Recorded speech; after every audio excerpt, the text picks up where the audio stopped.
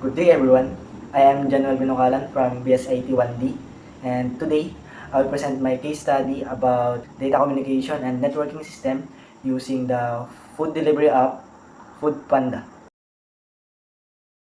Foodpanda is an online delivery platform that connects customers, restaurants, delivery riders using a mobile app. It allows users to order food, pay online, and track deliveries in real time. So, what is the purpose of this system? The purpose of this system is to provide a convenient and efficient food ordering system using internet communication. Why did I choose this scenario? I choose this scenario because Foodpanda depends heavily on data communication and networking to work properly. How the system works. Now, let me explain step by step how this Foodpanda app works. Step 1, the customer connects to the internet and opens the Foodpanda app. Step 2, the app sends a request to Foodpanda's cloud server. When a customer opens the app, the now requests to the Foodpanda's cloud server. Step 3, the server checks its database to get available restaurants, menus, and prices, then sends the information back to the app. When the Foodpanda's cloud server receives the request from the app, it now checks available restaurants, menus, and prices, then it sends the information back to the app. Step 4, the customer selects food and places the order.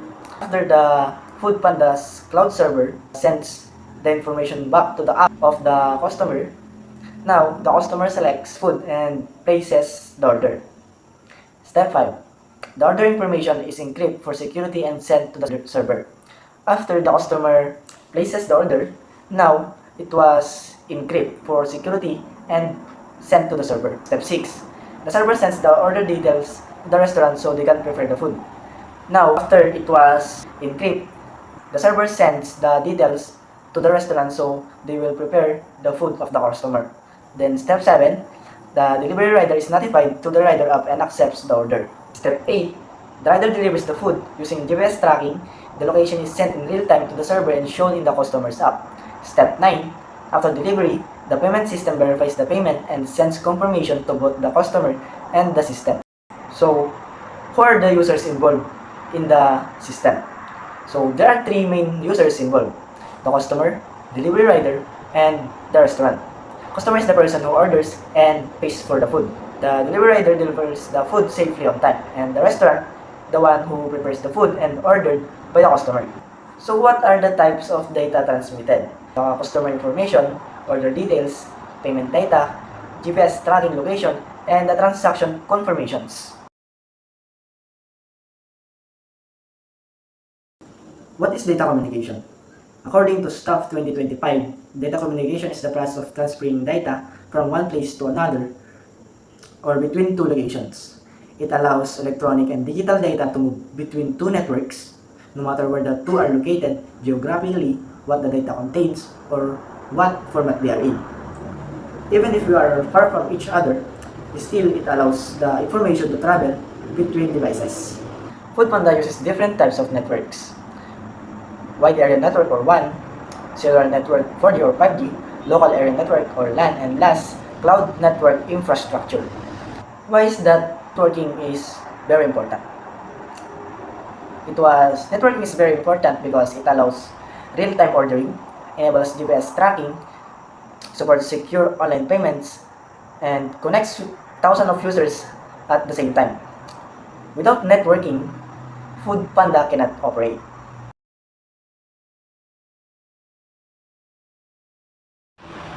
So what are the OSI layers involved?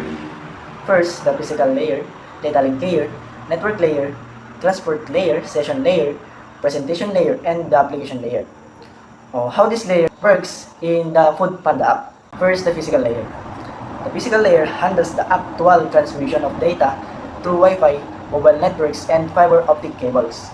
So, without Wi-Fi, mobile networks, or fiber optic cables, the data will not be transmitted.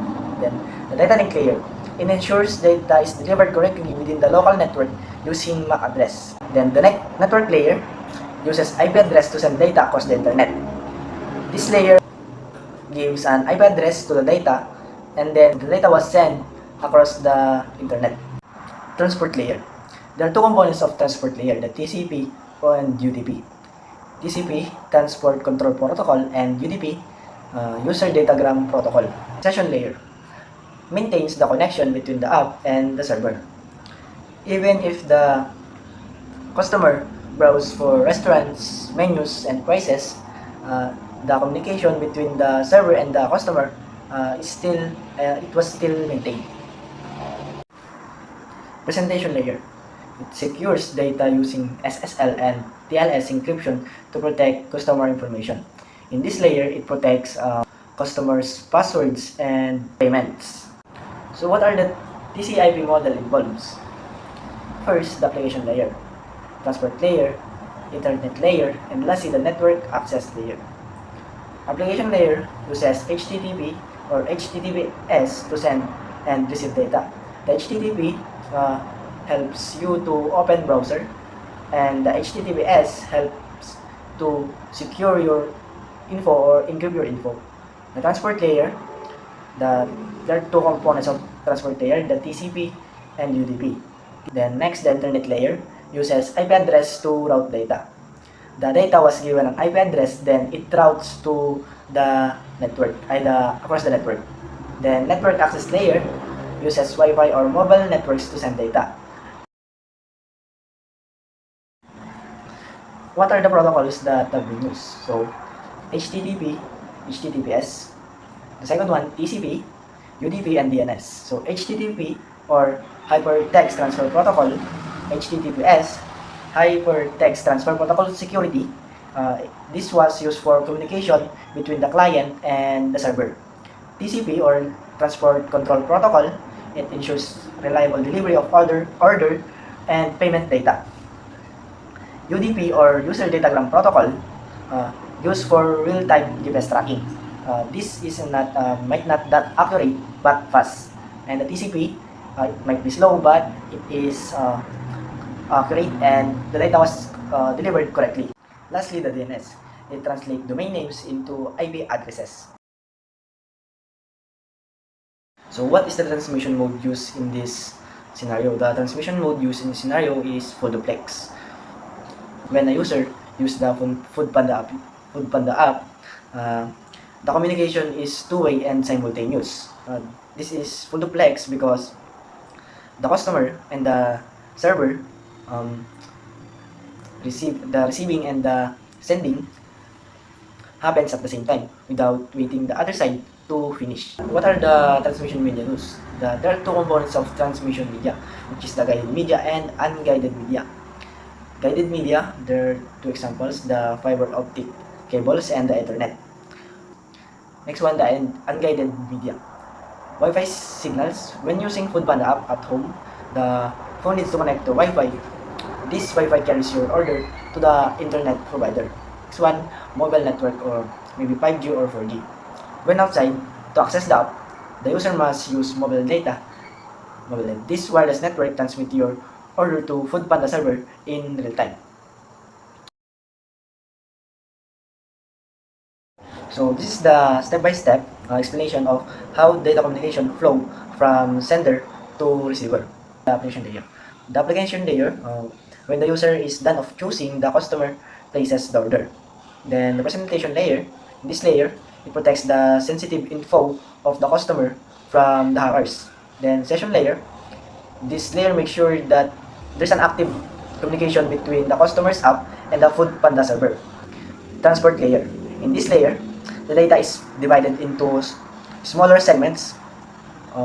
The Foodpanda uses TCP to ensure that the order is delivered completely. The network layer, IP address of the Foodpanda is added at the network layer on the user's device, allowing routers to correctly deliver the order data across the internet.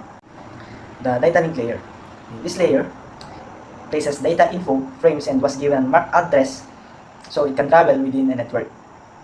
Then lastly, the physical layer. Data is converted into light signals, then these signals travel to Wi-Fi, mobile data, or fiber optic cables to reach the server.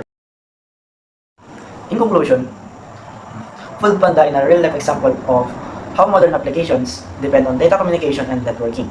It uses LAN, WAN, cloud computing, and secure protocols. The OSI and TCP models ensure that data is transmitted reliably and securely between customers, restaurants, and delivery riders. Without proper networking and communication system, Food Panda would not operate or function properly.